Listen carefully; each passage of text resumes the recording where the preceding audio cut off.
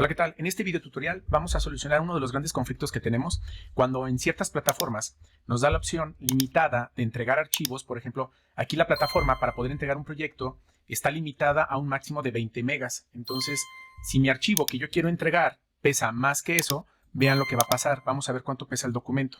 El documento pesa casi 65 megas. No lo puedo entregar.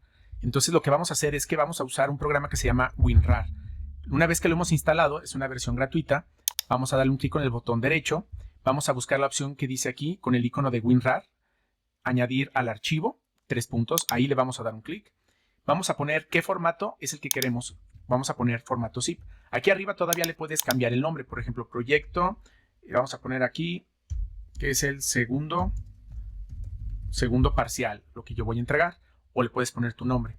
Aquí nosotros lo que vamos a hacer es activar esta opción que dice partir en volúmenes de y vamos a poner 19 megabytes. Le damos la opción aceptar.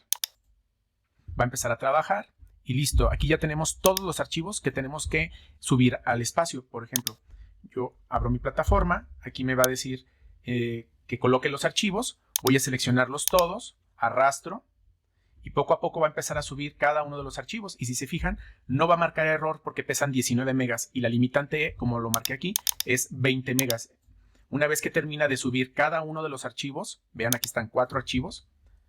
Ahí ya subió el archivo .zip, el zip 01, el zip 02, el zip 03, que es el último que faltaría ya para poder tener lista, digamos que los archivos en la plataforma para su entrega.